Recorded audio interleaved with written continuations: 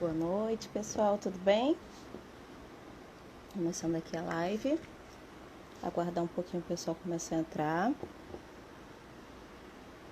Conforme você for entrando, pode mandar um oi, dar um tchauzinho, um aceno, pra saber que você tá aí.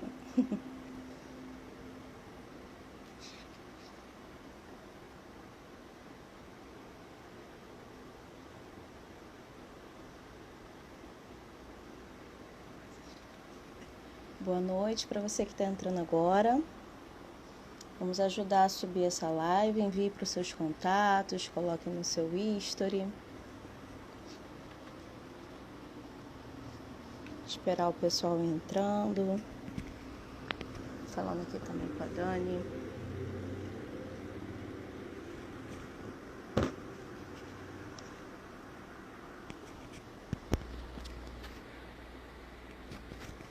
Boa noite. Boa noite, Tânia. Boa noite, Joyce.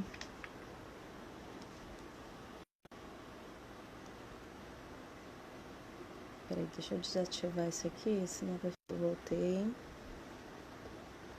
Todo mundo conseguindo ouvir direitinho?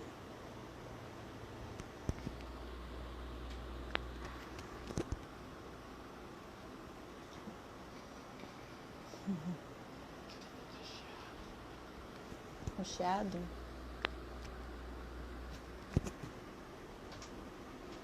Boa noite. Vamos lá, dar uns 3 minutinhos aguardando o pessoal entrando.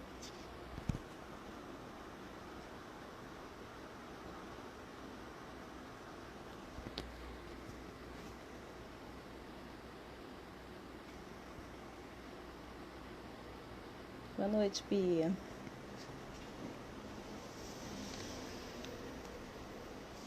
O tema de hoje é um tema muito importante. No final vou perguntar, ver com a Dani se ela autoriza estar disponibilizando também o vídeo no IGTV. E é uma dúvida que muitas mães, pais que são divorciados, que são separados, né, têm tido ao longo desse período que nós estamos vivendo. Com o isolamento social ocasionado pela pandemia do Covid, a gente tem ouvido muito, né, desde o início, fique em casa, fique em casa. Mas ainda hoje, né, com a flexibilização, a gente continua ouvindo, deixa as crianças em casa. Mas a gente sabe que, mesmo com alguns estados liberando as voltas às aulas, alguns estados liberaram, outros ainda estão nessa briga, nessa discussão, coloca uma data, libera, não libera, volta ou não volta. Mas no caso, no caso das crianças que não têm uma casa só, que são duas famílias, são duas casas, como fica esse fica em casa? E para isso eu vou estar chamando a doutora Daniele hoje. Vai dar mais um pouquinho aqui. 7h10 eu acho que já dá para chamar. Você pode ir divulgando também no seu history, compartilhando para outras pessoas irem entrando também.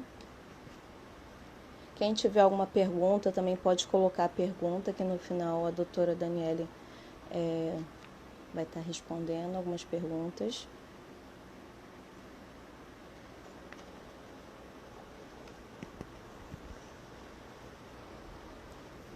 Estão conseguindo ouvir? Tá bom o som?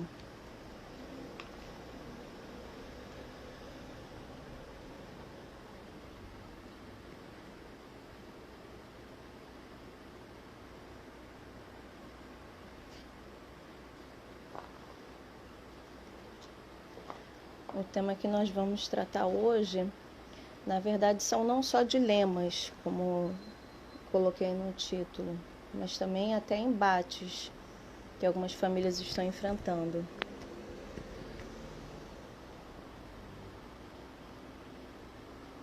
Mais um problema gerado pela pandemia, né? Pelo isolamento social, no meio de tantos outros que as crianças estão vivenciando.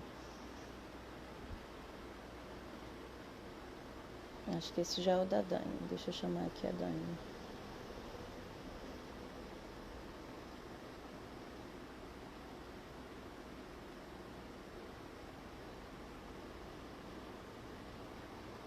Dani, manda um tchauzinho.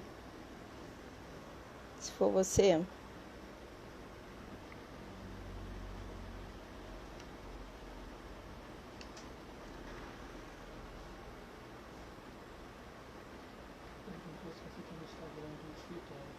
Oi? Ela perguntou se você tá no Instagram do escritório.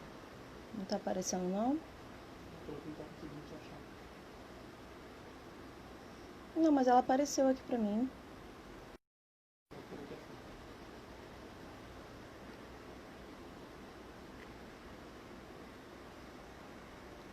Pede pra ela mandar um tchauzinho, que aí eu tenho como puxar.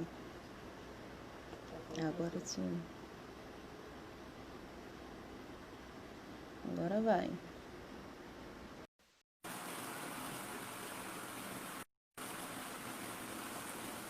Só um instantinho, pessoal, que a Dani entrou do escritório, por isso que... Conseguiu. Tudo bem, Dani? Tudo bem? Tá um pouco escuro, né? Tá me ouvindo bem? Tô ouvindo bem. Deixa eu clarear um pouquinho aqui. Não sei se você ouviu.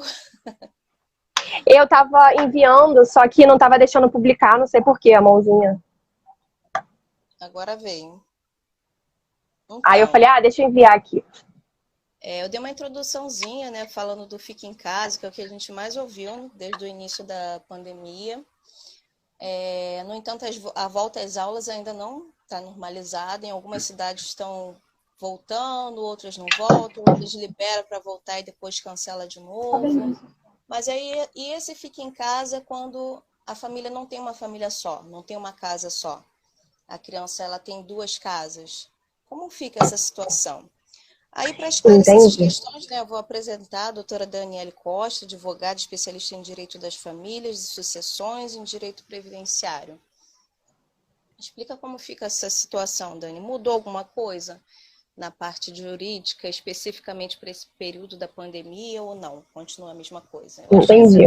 Boa noite a todos. Eu me chamo Daniele Costa, sou advogada sócia do Costa Queiroz Advogados, especializada em Direito de Família. A doutora Carla me convidou para a gente estar sanando essas dúvidas agora, né, no momento da pandemia. Então, vamos lá. A lei, ela não é específica quanto a momentos de calamidade pública, a momentos de pandemia. A gente jamais imaginou, né, que a gente fosse viver um momento desse em que a gente teria que ficar no isolamento, né? E a lei, ela não especifica. Então, o direito de família, o direito em si, e principalmente o direito de família, né, que lida com as famílias, e principalmente os menores, ele é muito amplo. Então, ele faz o seguinte... Só um minutinho que travou aqui. Tá conseguindo me ouvir, Carla? Sim. Pode continuar falando, que o som tá chegando. Tá chegando? Aqui deu uma travadinha, mas vamos lá. Só um minuto. Opa. Agora voltou. Então, vamos lá. O que acontece? Como a lei ela não especifica, a gente orienta os nossos clientes a usar o bom senso, porque cada caso ele é analisado de uma forma diferente, né? Então, em muitos casos, o juiz ele vai fazer o seguinte: você vai entrar com ação judicial. Quando os pais eles não conseguem chegar num bom senso, eles entram com uma ação judicial. E nesses casos são analisados pelo juiz, o que a gente entende ser ruim. Por quê? Porque quando há um acordo, né, é o melhor, porque sempre vão visar o que é melhor para a criança. Então, há algumas decisões, né, recentes, o que elas estão dizendo agora nesse momento. Vou dar um exemplo aqui prático. É um pai que ele era piloto de avião. E ele fazia viagens internacionais. E a mãe, nesse período de pandemia, falou: você não vai ver mais a criança, não vai deixar mais você ver de jeito nenhum a criança, porque você está em contato com várias pessoas fazendo viagens internacionais. Então, houve uma decisão, não chegaram num consenso, num acordo. Então, houve essa decisão judicial e o juiz entendeu que, pelo menos num período de 15 dias, que é aquele período, né, que eles orientam a gente ficar no isolamento, se a gente teve contato com alguém, não está em contato com a criança, e sim estar através de videochamadas, por telefone, pelo menos nesse período de 15 dias. Como também houveram decisões em que era um médico que trabalhava no hospital e o juiz entendeu que, pelo fato dele ser médico, não garante que ele vai pegar a Covid e vai transferir para o menor, né? Então, o juiz permitiu que continuasse o contato, as visitações intercaladas, né, como era feito na decisão judicial mesmo. Então, não houve mudanças nesse caso. Então, o que o juiz faz? Ele analisa cada caso, ele vai verificar se um dos pais é pessoa de risco, ele vai verificar as pessoas que convivem na casa, ele verifica também se os pais, como houve também uma decisão muito recente, a mãe entrou com ação porque ela não queria permitir que os filhos tivessem acesso ao pai, porque o pai não estava cumprindo as ordens da OMS. Ele estava em contato com várias pessoas e saindo e festejando, e o juiz entendeu que até o fim da pandemia, que a gente não sabe quando vai terminar, ele não vai ter contato com os filhos fisicamente, mas sempre mantendo aquele contato presencial, aquele contato videochamada, aquele contato por telefone, né? Hoje em dia nós temos recursos, né, tecnológicos que facilitam esse tipo de contato. E o que você citou é importante, esse caso que você citou, da diferença de uns quererem manter direitinho as regras, de uns cuidarem, higienizar os alimentos, tomarem todos os cuidados e outros não.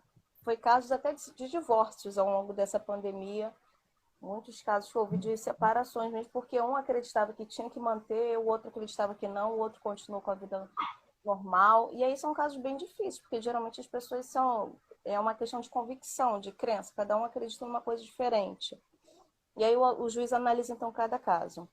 Cada caso de uma forma diferente mesmo, porque a legislação, ela não prevê como deve agir nesses casos. Então, é avaliado, às vezes tem estudo psicológico, né? E eles passam como que está a criança naquele momento, como que estão os pais, e o juiz decide como que vai ficar naquele momento.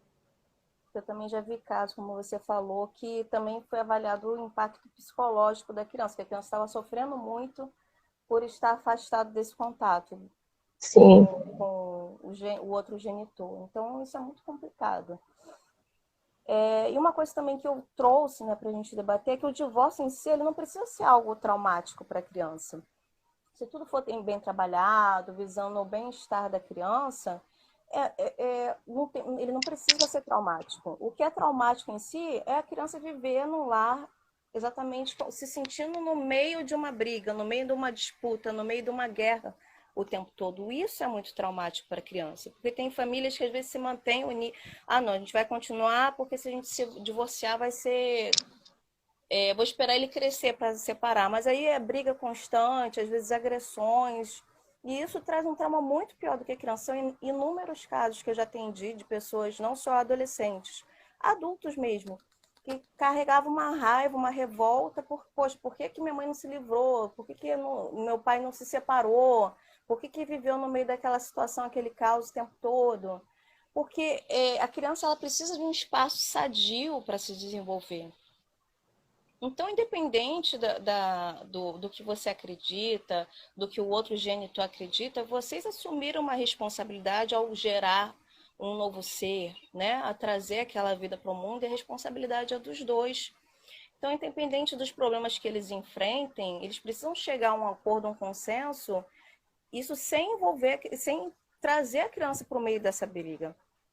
E é preciso ter maturidade para isso, né? Todo mundo que tem maturidade. Você que lida com verdade. Esses casos aí de família, geralmente são onde tem mais disputa, exatamente ou por conta do ego, ou por conta da mágoa. Ai, mas a mágoa eu tenho muita raiva, porque ela fez isso, porque ele fez aquilo. E aí um xinga o outro na frente da criança, um fala mal do outro na frente da criança. Isso é muito complicado, né, doutora? É complicado, sim. Às vezes a gente até brinca e fala que às vezes a gente é psicóloga dos clientes, porque na verdade eles vão lá no primeiro momento para desabafar e contar toda a história e fazer diversas acusações, porque tem muito mesmo, né? Aí a gente está ali para intermediar mesmo, para ver o que é melhor para a criança naquele momento, né? O cliente vem até a gente, conta a história, a gente dá todos os caminhos possíveis, as consequências que são muito importantes, porque às vezes foi o que você falou. Eu até fiz um vídeo falando sobre isso. Existem muitas mágoas em muitos relacionamentos, né? E eles esquecem disso e acabam usando a criança como uma moeda de troca. Agora você não vai ver seu filho. Só porque você me traiu, agora você não vai ver seu filho. Ah, você arrumou um filho fora do casamento? Agora não existo mais, eu vou sumir com a criança. Isso acontece muito, né? Então, infelizmente, alguns casais acabam usando o filho como uma moeda de troca, como vingança. E é triste, porque a criança realmente, né, acaba pagando um pato e sofrendo. Então, e tudo isso tem um impacto muito grande para a criança, a forma dela se relacionar com o mundo pode ser diferente, porque no período de desenvolvimento, que é até os 7 anos de idade, é um período crucial para o ser humano, que é o período o desenvolvimento da criança nesse período é tão rápido. Porque aquele momento que aquele serzinho está em construção. É o senso crítico, é o certo e errado, são os valores, tudo ele vai aprendendo naquele período, ele se espelha muito nos genitores. Sim. Então não tem como você tapar os olhos. Não, filho, vai ali para o seu quarto e começar a brigar e achar que ele não está ouvindo. Ele está ouvindo, ele está prestando atenção em tudo. Ele está prestando atenção no ambiente, na dinâmica de relacionamento. E aí, se vocês fazem isso na frente da criança, e também outra coisa muito que muitos fazem, no momento de fragilidade, de pegar e desabafar. Às vezes, quando o filho é um pouco maiorzinho, adolescente, alguns até quando são menores, também não pior, né? Não tem maturidade nenhuma para lidar, mas adolescente, às vezes, ele é grande, ele entende, mas o adolescente, ele também é um ser em desenvolvimento, e ele não tem maturidade para lidar com aquela situação, que às vezes a mãe chega e desabafa com o filho, com a filha, o pai chega e desabafa com o filho, com a filha, conta tudo o que aconteceu, por que estão se separando, porque traiu, porque fez aquilo, achando que não, que aí eu vou ficar como o herói da história, ou então por fragilidade, tá no momento de fragilidade mesmo, né? E aquilo faz um mal, porque aquele adolescente, ele não é seu amigo. Ele é uma criança, é um ser em desenvolvimento.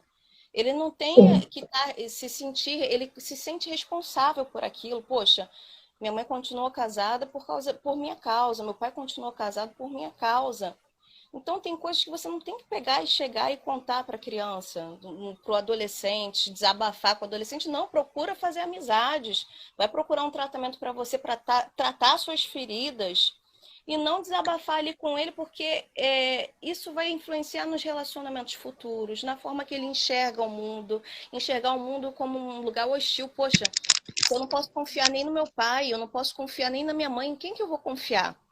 Sim. Então, pode trazer muitas sequelas para a criança e para o adolescente, quando você utiliza ele como se fosse uma válvula de escape para desabafar, para ir lá e contar meus problemas. A criança não está ali para isso, ele não tem maturidade emocional para lidar com isso. E ele toma os problemas da mãe, o problema do pai, como se fossem seus problemas. São preocupações que não são saudáveis para ele, ele não tem maturidade emocional para lidar com isso e deixa de realmente ter um desenvolvimento sadio e viver a infância e brincar e se desenvolver com o mundo exatamente por conta dessas preocupações que não seriam dele, que não competiam a ele naquele momento.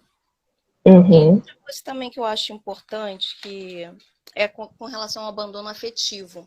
Que aí tem casais que às vezes ficam numa disputa tão grande de genitores, você deve vivenciar muito isso, que aí chega de uma hora que o do outro lado se cansa e abandona. Então também não quero mais saber.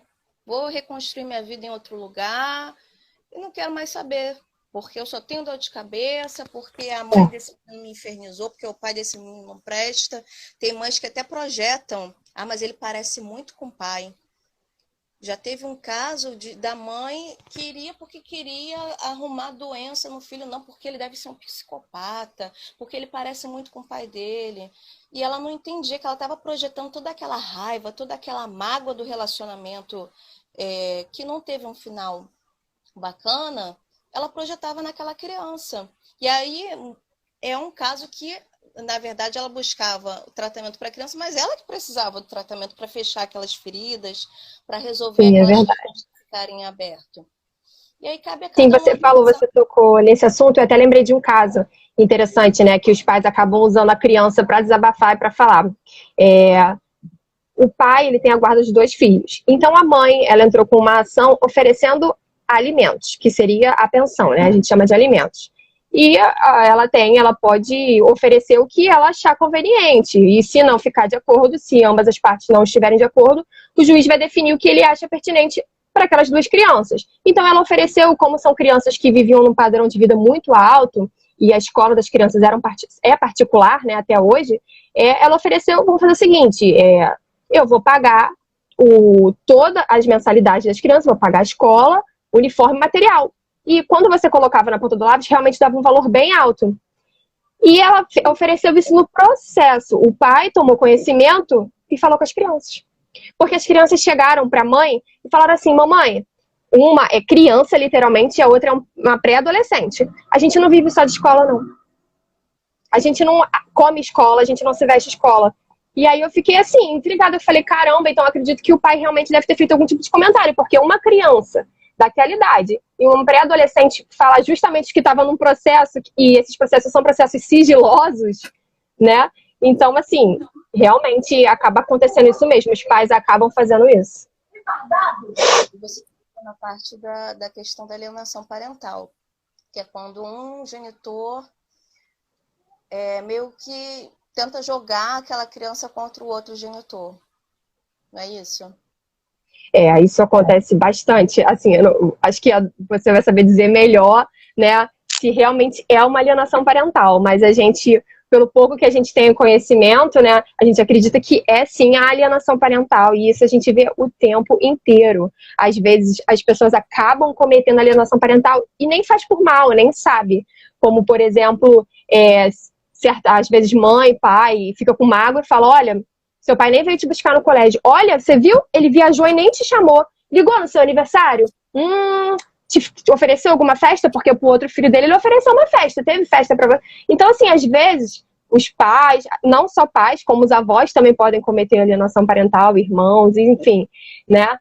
Acaba falando e tendo certas atitudes que é alienação parental e eles não sabem que é alienação parental. Isso é muito importante deixar claro, né? Que certas coisas que a gente fala, a gente está cometendo alienação parental. Isso não faz por maldade, porque tá ferido, Sim. porque eu sofri durante não sei quanto tempo, mas isso é uma questão sua, uma questão que você vai precisar lidar com isso. Porque de uma forma ou de outra, você escolheu aquele genitor para o seu filho. Seu filho não escolheu ser filho daquele genitor. Sim. Você escolheu. Então, aquela pessoa tem um papel importante na vida dele. E se você tenta falar mal ou ficar fazendo essa competição, coisas que às vezes a criança não tem acesso, como você falou desse caso do processo, era algo sigiloso. O que foi de benéfico, o que trouxe de benéfico para essa criança você trazer algo que era sigiloso, que era uma situação que você poderia chegar lá e conversar e tentar resolver, e trazer isso para a cabecinha da criança que não tem maturidade, gente, para entender isso. E não é ela que tem que tomar essas decisões, não é verdade? Não compete a ela essas decisões. Então, o que de benefício você vai trazer para essa criança? Nenhum. Mas também não quer dizer que você precise mascarar, que também é um caso ruim. Você, eu vou mascarar então para poupar meu filho, para impedir que ele seja infeliz, então eu vou ter que mascarar aquele genitor que é ausente, eu vou ter que ficar inventando desculpas por ele? Não, em momento nenhum. Porque, ao contrário, essa criança pode crescer e se virar contra você. Porque você criou uma realidade que não existe, você criou uma pessoa que não existe. Imagina a frustração dessa criança quando chega na adolescência e perceber ali que aquele genitor que ela falava, que estava viajando, que um dia ia aparecer, né? A criança criou toda aquela expectativa e a verdade não era essa. Não é que verdade. Seu pai te abandonou, não é isso. Mas, aquele pai que liga, aquela mãe que liga para justificar, não vou poder aparecer aí, pega e fala com ele, inventa alguma coisa. Não vou inventar nada, não. Você não vai poder vir, não vai poder estar com ele, então você vai conversar com ele. Ele precisa ouvir de você, porque você também é genitor, a responsabilidade também é sua. Sim. A minha responsabilidade, o meu papel, eu estou exercendo. Então você também tem que assumir a sua responsabilidade. Então, se é um abandono afetivo, aquele genitor não quer falar com a criança, ou fica marcando e desmarcando, tem casos que realmente precisam ir a juízo. Mas a gente quer resolver amigavelmente, mas não tem jeito, porque aquele genitor, ele se compromete, não aparece, ele fala que vai e não vai. Então, o melhor que você pode fazer pelo seu filho é exatamente procurar, porque as leis estão aí para isso, para amparar aquela criança. E sempre vai priorizar a criança, sempre. sempre. Não tá do lado da mãe, nem do pai. Alguns clientes chegam no escritório com esse preconceito. Ah, a guarda vai ficar com a mãe. Não, gente, eu acabei de dar um exemplo que a guarda estava com o pai. Então não é bem assim, eles vão priorizar o que é melhor para a criança naquele momento ali. E não é só financeiramente falando, né? É aspecto psicológico, é afetivo, é talvez quem pode estar mais disponível ali para a criança no desenvolvimento dela, né? Uhum. E o que você também falou é importante, porque às vezes tem pessoas que pensam assim, ah, mas eu não vou porque eu quero assumir, eu quero que meu filho seja grato, eu quero que ele tenha só a mim como modelo, como padrão, mas se é um direito dele, se é importante para ele, vale a pena você correr atrás, sim. Não pegar e Sim, sim, a lei fala. O direito de visitação, ele não é só dos pais, é da criança também. Ela também tem direito de conviver, né? Com ambos os pais, de estar presente na família de ambos os pais, os avós, os tios. Ela tem esse direito, é direito dela também, não é só dos pais. Aí, às vezes, a mãe quer arcar com uma carga sozinha, quer fazer tudo sozinha. Ou o pai também quer fazer tudo sozinho. Não que eu tenho que me virar para ir em apresentação, para fazer isso, para fazer aquilo. Mas os dois são genitores, a responsabilidade é dos dois. Tem que também dividir um pouquinho, olha, a apresentação vai ser tal dia, convida também para... Ah, mas ele trabalha, eu sei que ele não vai. Não, mas você tem que convidar, porque a vida é o filho dele também, é a filha dele também. Então é importante que... E se sempre ficar dando desculpa, você que vai convidar, não vai ser a criança, porque tem gente também que faz isso, pega e empurra para a criança. Ah, vai lá, você fala com seu pai. Você não quer que ele vá, então você vai lá e fala. Isso não é bacana para a criança também, você pegar e querer colocar para ela pegar e lidar com esse tipo de Jogar a situação. responsabilidade, né, Carla? Infelizmente, a gente vive uma sociedade que está tendo uma adultização, essa é a verdade. Há casos do abandono efetivo de um genitor ou do outro, e tem casos que é dos dois, que a criança fica com o babá, fica com a avó, fica com qualquer pessoa, menos com os Sim. pais. Ninguém quer ter responsabilidade sobre essa parte afetiva, ninguém quer sentar para conversar, ninguém quer se preocupar com o desenvolvimento para saber se a criança está bem emocionalmente. E aí se torna o quanto a gente vê de pessoas frias hoje em dia, emocionalmente, pessoas que são, poxa, como é que essa pessoa pode ser tão fria? Às vezes ela não recebeu o carinho, ela não recebeu o afeto da infância. Ou então, há casos também que, por conta da alienação parental, que fala, olha, seu pai não presta, sua mãe não presta, a criança, ao invés de sentir raiva daquele genitor, ela começa a sentir raiva de si mesma. Poxa, o que eu tenho de ruim que meu pai não quer, por que ele não quer saber de mim? O que eu tenho de ruim que minha mãe pegou e foi embora e construiu outra família e não quer saber de mim? E aí eu gero uma baixa autoestima, ou então uma revolta mesmo, casos de depressão, mas também casos de revolta, pessoa que é muito rebelde, que não aceita ordem, não aceita lei, não aceita nenhum tipo de regimento, que não tem perspectiva de futuro, porque projetou uma raiva e aí é um processo autodestrutivo mesmo, uma coisa bem, bem triste de se ver. Sim, a gente também tem um caso no escritório, né, de uma criança, ela tem em torno de uns 13 anos, e ela entrou os pais tiveram uma separação muito conturbada. Então afetou tanto essa criança que a gente assistiu um vídeo dela que ela gritava dizendo que queria morrer, que ela era infeliz, que ela estava com raiva da mãe naquele momento e ela falava que ela ia morrer e a mãe ia junto com ela. Então, assim, uma situação muito triste que eu tive que assistir o vídeo para entender, né? E é um vídeo que me afetou muito e eu fiquei muito impressionada. Eu até falei com a minha sócia, mostrei para ela, porque, assim, é algo que eu nunca tinha visto. A criança, ela gritava, eu quero morrer, eu não aguento mais. É uma situação triste, porque é uma briga entre o pai e a mãe e ela tá ali no meio e ela tá sendo muito afetada. E é nítido. Eu não sou psicóloga, mas eu senti o que a criança estava sentindo. E é algo extremamente triste mesmo. As notas começam a cair, a criança perde o interesse mesmo por tudo. Não tem mais interesse em fazer amizades, em brincar, em fazer nada, porque ela está lidando com questões que não era para ela estar lidando, era para ela estar se preocupando em brincar, em se desenvolver, em aprender, e ela está se preocupando, poxa, minha mãe está sofrendo, meu pai está sofrendo, por que meu pai fez isso com a minha mãe, por que minha mãe fez isso com meu pai? São preocupações que não competem a ela, isso traz um sentimento emocional para um ser que nem sabe ainda controlar as emoções dele. Porque um adulto, diga-se de passagem, deveria saber, né? Controlar as emoções. Já a criança não. Por que às vezes a criança explode? Você brigar com ela faz ela ficar mais agressiva ainda, porque ela vai reproduzindo o teu comportamento. Quando a criança explode, ela é um ser em desenvolvimento, ela não sabe controlar as emoções. Você tem que ajudá-la a se acalmar. Gritando com ela, você está ajudando a se acalmar? Não. Você vai deixar ela mais nervosa ainda. É pegar e deixar um espaço ali para calma, entender, olha, eu sei que você estava nervosa você está nervosa, a gente conversa quando você se acalmar. Quando você se acalmar, a gente conversa. E aí deixar a criança se acalmar, produzir um espaço, mesmo cantinho da calma, explicar a importância de controlar as emoções, de como colocar aquela raiva, aquela emoção ruim para fora. A gente não pode guardar dentro da gente nada que é ruim. É até um exemplo que eu costumo dar, a questão do lixo, que a gente precisa tirar o lixo todo dia, porque se você ficar deixando o lixo dentro de casa, o que pode acontecer? Vai atrair bichinhos, né? Barata, insetos, aquilo ali vai apodrecendo. Então, as emoções ruins também a gente não tem que guardar dentro da gente, tem que colocar para fora. Vamos lá, vamos ter um caderninho para a criança desenhar, ou até umas almofadas mesmo, para a criança socar aquelas almofadas na hora que estiver com raiva. Mas é você que é o adulto, você que tem que ajudar a criança a lidar com essa situação. Tem até uma cartilha que eu tenho em PDF, se algum pai que estiver passando por esse processo de divórcio e quiser, que é a cartilha da Escola Nacional de Mediação.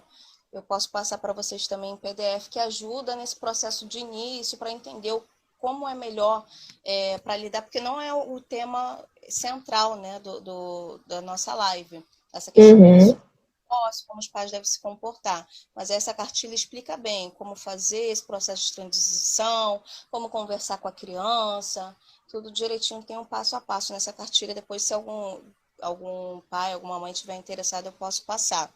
Importante, tá ótimo. Essa questão da pandemia, como você falou no início, cabe o bom senso.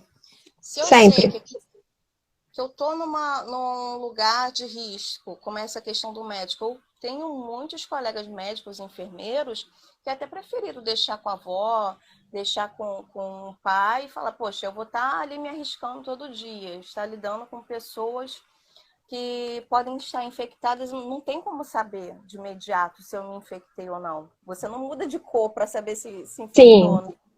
Então, conheço inúmeras pessoas que tiveram essa responsabilidade de pegar, sem precisar da pressão do outro, sem precisar estar pegando para fazer. Porque às vezes entra também nessa questão do ego, né? Ah, não, mas ele está mandando e está querendo mandar em mim, está querendo tirar meu direito. E aí, ao invés de pensar no que é melhor para a criança, tem que ter bom senso e sempre pensar no que é melhor para o seu filho. Esquecer o outro genitor que está do outro lado, como vê-lo como inimigo, mas como o pai do seu filho, a mãe do seu filho, e vocês precisam ter um relacionamento minimamente, né, equilibrado, até para dar um exemplo para o seu filho, de como um ser responsável, de como você quer que ele seja uma pessoa legal, que ele trate as outras pessoas bem, como é que você pega e fala mal da mãe dele, às vezes xinga com palavrões horríveis. Isso não faz bem para ele, para o desenvolvimento dele. Sim, é verdade. E a gente sempre orienta, assim, quando pergunta, mas doutor, eu deixo ou não deixo? É muito complicado a gente, né, dar a resposta que a pessoa... Sim. Não é? Então a gente acaba falando para a pessoa, olha, na verdade é uma decisão sua, mas o que a gente orienta? Quando você começa a proibir a criança de ter o contato ou com o pai ou com a mãe de forma imotivada, sem algum motivo relevante, isso já é alienação parental. E esse pai ou essa mãe que não está tendo a convivência, ela pode entrar com uma ação, ela pode informar para o juiz o que está acontecendo e você sofrer consequências, penalidades, multa, reversão da guarda, se for algo muito frequente. Eu tenho casos que o pai combina, hoje mesmo eu recebi uma mensagem de um cliente, ele falou, olha, eu combinei com ela que eu ia buscar a criança nesses 2 dias. Chegou no dia, ela falou que a criança estava viajando, doutora. Mas a gente sempre fala, olha, você conversa, usa o bom senso. Eu sei que é muito difícil, porque você programou, você criou uma expectativa com o seu filho de fazer certa atividade e tudo mais, mas tenta conversar com ela, tenta compensar. Poxa, não pôde nesses 2 dias? Então eu vou querer aqueles outros 2 dias, né? Para não gerar algo tão conflituoso, para a gente não precisar ficar entrando no judiciário toda hora por algo que a gente consegue resolver. Há muitos casos, os pais não conseguem resolver, né? Carla, não tô te ouvindo. Oi, É um Agora caso tá que não unindo. haveria necessidade, não é? Uma coisa tão simples de se resolver. Pegou e combinou e depois pegou e fez outra coisa. E aí a gente acaba abarrotando o judiciário com algo que a gente consegue resolver, que nem, por exemplo, a gente recebe muita mensagem também de cliente que combinou um horário, tá estipulado, olha, devolução da criança domingo 7 horas da noite. Deu 7 horas da noite, o cliente está mandando mensagem pra gente falando, olha, não entregou. 7h05, ainda não chegou. Pra gente. Doutora, o que eu vou fazer? Ele vai sumir com meu filho. Calma. Manda uma mensagem, às vezes houve um atraso.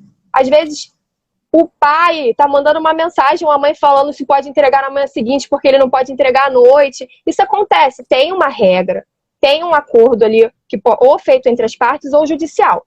O ideal é você seguir. Mas existem exceções. A gente pode pedir para trocar um dia, um horário, né? Um final de semana que às vezes o pai tem ou a mãe tem um compromisso. É comum, acontece. Uhum. E é bem mais simples, né? Você pegar e conversar, mas às vezes a raiva é tão grande exatamente por conta de feridas que ficaram abertas. Até para você, porque o seu filho, a sua filha, ele quer te ver bem, ele quer que você seja feliz. Então, se a escolha de vocês foi se separar, foi para cada um buscar ser feliz. E viver em pé de guerra não é ser feliz. Que exemplo que vocês estão dando para os seus filhos vivendo nessa situação, nesse embate? Busca a sua felicidade, busca se tratar, elaborar suas feridas. E aí, se ele começar a brigar sozinho, ele não vai conseguir fazer a guerra. Não é verdade? Vai ficar É verdade. sozinho. Eu sei que é difícil, e tem cliente que fala assim pra mim, doutora, é muito difícil, mas eu vou ficar calma. Eu falei, isso. Até porque, às vezes, ficam com raiva e acabam mandando várias mensagens, e a pessoa usa contra no processo. Ela tira print e bota aqui, juiz, como é que ela é desestabilizada, o que ele tá fazendo comigo. Não, agora eu quero a guarda só pra mim. Entendeu? As pessoas acabam fazendo isso. Então, assim, tenta manter calma. Às vezes, mas ele tá me provocando, doutora. Exatamente. E o que você vai fazer? Você vai reagir a essa provocação e ter consequências? Ou você vai tentar manter o equilíbrio? Eu sei que é difícil, que há ressentimentos, mas faz um esforço pelo seu filho. É sempre o melhor pro seu filho. O que você não quer ver ele feliz? Você não quer ver, ou você quer ver ele triste, ele depressivo, né? Como o caso daquela menina, assim, que é algo que até quando eu lembro eu fico muito impressionada, porque eu fiquei realmente triste de ver uma situação, né? Eu com 13 anos de idade brincava, não estava preocupada com essas coisas. E há tantas crianças sofrendo com isso, não é? Dani, como você falou, é uma coisa que a pessoa precisa ficar atenta porque ela está produzindo provas contra ela mesma, não é? Com essas mensagens, com esse áudio, o pai vai falar, olha, ela é uma desequilibrada, ela não tem condições de criar aquela criança. Ou ele é um desequilibrado, olha como ele é agressivo, olha ouve os áudios dele, o que ele manda para mim, meu filho está até correndo risco, ele está produzindo provas contra ele. Sim, e eles colocam no processo, colocam os áudios no processo. E aí eu pergunto, você falou isso? Eu falei um pouco na raiva. Então, fica mais difícil a gente defender, sabe? A gente poder explicar, a gente tem que, poxa, é um momento que ela estava magoada, ela estava triste, mas o juiz, ele não se preocupa muito com que o pai ou a mãe, como que tá, ele prioriza a melhor relação, é claro, mas ele vai ver o que é melhor para a criança. Se ele acha que a mãe ou o pai tá descontrolado ou tá com algum tipo de problema, ele vai ver o que é melhor para a criança, se é melhor ficar com o pai ou com a mãe, né? E o ideal, na verdade, o que é mais comum aqui na nossa prática brasileira, né, de direito de família em relação à guarda, é a guarda compartilhada. E até na guarda compartilhada, mesmo quando o juiz estipula, é difícil para alguns pais conseguirem seguir aquelas regras ali. É verdade. E como você falou também da questão da guarda compartilhada, é a mais comum. Mas e no caso, eu lembrei agora de uma mãe que me enviou essa pergunta. E no caso da mãe, que às vezes o pai não quer participar, que é um abandono afetivo, a mãe pode, durante esse período da pandemia, o pai não liga, o pai não manda mensagem, o pai não procura saber como a criança está e a criança se sente muito sozinha. Como que você orientaria essas mães a procederem? Na verdade, assim, o ideal, né, é ela fazer a parte dela.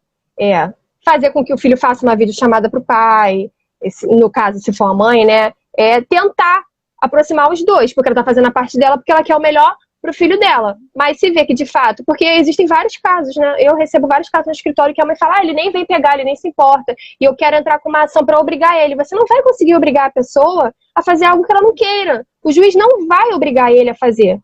Existe, assim, um termo ali que o ideal para criança, e você vê, poxa, é o meu filho, né? Eu quero o melhor para ele. Mas obrigar, não tem como obrigar. Então, assim, se realmente o pai não tá se importando, ele não tá ligando, não há o que se fazer. É triste, principalmente pro menor. Mas não há o que se fazer, não tem como obrigar ele. Ó, agora você vai pegar o seu filho. E eu acredito que se houvesse algum tipo de obrigatoriedade, seria ruim, porque ele não quer. E ele vai pegar a criança. Então, a criança vai ficar o quê? Desprezada? Ela vai se sentir mal, ela não vai se sentir feliz, né? Então, assim, não há o que fazer, ela fez a parte dela. Ele realmente não faz questão, então ela faz o melhor pelo filho dela, ela vai ser mãe e pai. Eu já vi casos assim, de que a mãe obrigou a levar, e aí o pai pegava e simplesmente deixava na casa da mãe, né, da avó, ou com a nova parceira lá, a nova companheira, e aquela criança se sentia mais excluída ainda, mais rejeitada ainda, porque, poxa, nem quando ele vai me buscar, ele quer ficar comigo. Então é muito mais doloroso para a criança. Aí já é uma outra questão, já é uma outra forma de se trabalhar. Geralmente, quando eu costumo atender esses casos, eu olho como um todo, para ver se é sadio para a criança também tentar essa aproximação ou não, porque tem casos que realmente a pessoa não quer. E afeto é uma coisa que você não obriga o outro a te dar. Não tem como obrigar o outro a dar afeto. Carinho é uma coisa que não tem como você comprar o carinho, comprar o afeto da outra pessoa. Então, de repente, é melhor até que essa criança tenha um outro modelo. Às vezes vai ser um avô, vai ser um tio, né? Que vai fazer aquela figura paterna para aquela criança. Ou no caso da menina, vai ser a avó, vai ser a tia que vai fazer também o papel da mãe na vida daquela criança. E vai ser muito sadio para ela, mais sadio para ela do que ficar projetando algo que não vai existir. Porque tem pessoas que fantasiam, que para preservar, eu vou pegar e vou falar que está viajando, eu vou falar que está trabalhando, que não tem como pegar. Não é isso? E Sim, é verdade. E eu vi aqui um comentário da doutora Aline, né? Ela também é sócia do nosso escritório, e ela fez um comentário muito importante, até para ser falado, né? Quando há esse abandono afetivo, nada impede realmente de futuramente se entrar com uma ação de abandono afetivo e requerer indenizações por conta disso, porque você sofreu, porque você não teve aquela figura talvez paterna ou materna, então é possível você entrar com uma ação, sim, como a doutora Aline falou, muito bem colocado por sinal, de abandono afetivo. E há casos, assim, que diversas pessoas conseguem, sim, indenizações por conta disso, porque é comprovado também. É preciso provar isso de diversas formas, né? Por exemplo, a mãe pagou anos de terapia, psiquiatra para aquela criança por conta dessa questão do abandono. Aí, futuramente... Também, com um laudo especificando, né? Eu acredito que se é um médico que acompanha a criança, isso, tudo, o progresso dela ou a regressão, quais foram os motivos da criança chegar até lá, né? Testemunhas são muito importantes, né? Até fotos, às vezes, questões escolares também. Quem é o representante financeiro, né? Quem comparecia nas reuniões escolares? Quem era chamado quando a criança tinha algum tipo de problema? Então, assim, testemunhas, questões escolares, questões de saúde, né? Como você mencionou. Então, é possível sim. Muitos casos, e a gente já tem visto várias decisões favoráveis a essas crianças que entraram com a ação. Até depois de adulto. Uhum. Aí, a Aline está falando aqui, ó. Laudos médicos e testemunhas, super importantes. Tá dando tá participando também aí da live. Tá. Então, o mais importante para a gente fechar aqui é que você é o adulto, você que é a pessoa responsável, vocês precisam, né, conversar, tentar chegar a um acordo, né, os adultos, os genitores, tentar chegar a um acordo pelo bem da criança, mas também ter o bom senso de perceber, poxa, nesse ponto eu não tô agindo legal, será que eu não preciso também buscar uma ajuda, sentar com alguém para conversar, que eu tô descontando também aquela raiva falando ali na frente do meu filho. Procurar também se cuidar, procurar estar bem para que seu filho te veja bem e a felicidade do teu filho também é ver você bem. Porque se o pai tá mal, se a mãe tá mal, tá lá sofrendo, chorando, ou sempre com raiva, acaba descontando na criança, mesmo sem querer. Às vezes nem é questão de guarda, às vezes outras coisas, não tem paciência para brincar, não tem Sim. paciência para levar para algum lugar a criança para passear, não tem paciência para fazer mais nada para a criança, às vezes nem para sentar e olhar os cadernos da criança, porque é tanta raiva, é tanta mágoa, é tanta decepção, é tanta tristeza, que aquela pessoa não está bem, ela precisa de ajuda.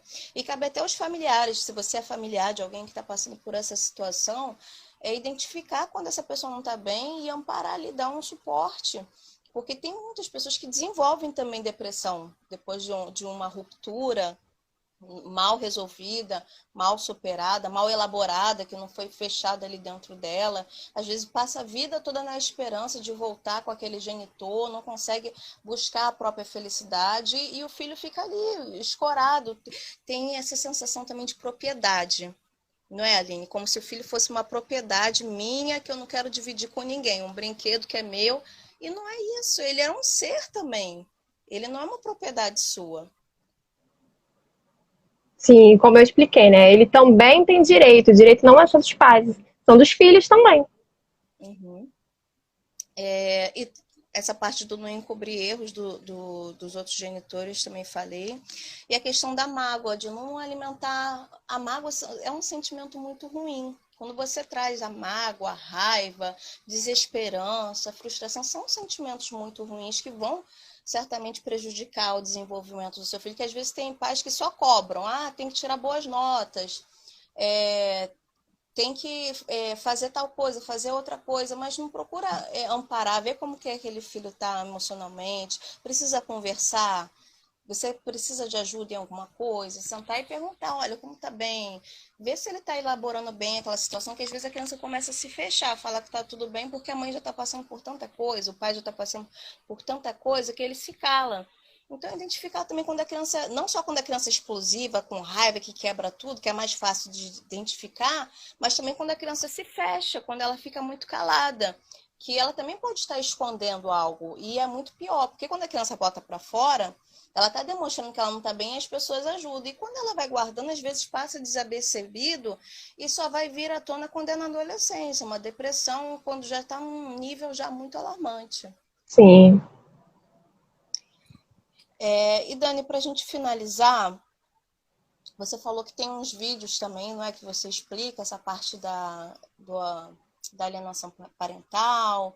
Tá no canal de vocês no Sim, YouTube, sim, né? A gente tem um canal no YouTube, Costa Queiroz Advogados, e aí a gente explica, né? A gente vai, toda semana a gente vai postando vídeos diferentes, não é só de direito de família, né? E a gente vai especificando direitinho quais são as consequências, o que a gente acaba fazendo, né? Cometendo, praticando alienação parental, quem são as pessoas, e não é só alienação parental, toda semana a gente vai postando, falando de diversos outros assuntos que estão polêmicos no momento, que os clientes mandam pra gente dúvidas no escritório. Uhum. Então, aí vocês podem assistir lá também, enviar dúvidas para a doutora Daniele. E tem algumas pessoas que entraram depois, mais para o finalzinho, mas a gente pode disponibilizar, doutora, no IGTV? Você se incomoda? Pode sim, pode sim. Que vocês tiverem, vocês mandem lá, porque o nosso papel é esse, né? A gente está aqui para ajudar sempre, para orientar, né? Para a gente viver num mundo melhor, porque a vida já é tão difícil, não é? Então, se a gente não fizer um pouquinho pelo próximo... Então, tá bom. Então, eu vou disponibilizar depois no IGTV, para quem não assistiu do início poder assistir. Vocês podem entrar também no YouTube, né, do Costa Queiroz, e depois enviar as perguntas para eles, né, no Instagram. Tem Pode enviar no Instagram, que também é Costa Queiroz Advogados, ou também mandar lá no YouTube, nos vídeos, não tem problema nenhum, que a gente está aqui disponível para poder ajudar. Tá. E na próxima semana eu vou estar fazendo aqui uma outra live já com relação ao gerar na pandemia, que também vai ser com uma amiga minha psicóloga, se vocês puderem também já ir divulgando para a próxima semana, se conhece alguma mãezinha, alguma gestante, marca também. Ou então quem acabou de gerar também, que também entra no assunto, né? Que tem as que estão no puerpério, que acabaram de dar à luz. Eu te agradeço pela participação, foi muito esclarecedora, até para mim também, né, que algumas mães ficavam meio assim, agora eu já vou poder falar, tem agora o vídeo lá da doutora Daniela disponível, já compartilho e envio para elas. Qualquer também. Dúvida também pode mandar, que a gente está aqui para isso, tá bom? Eu agradeço também a oportunidade, espero que a gente tenha ajudado de alguma forma, tenha contribuído, e vamos marcar outra depois. Tá, tá ok então, Dani. Um abraço, boa noite e agradecemos a todos também pela participação.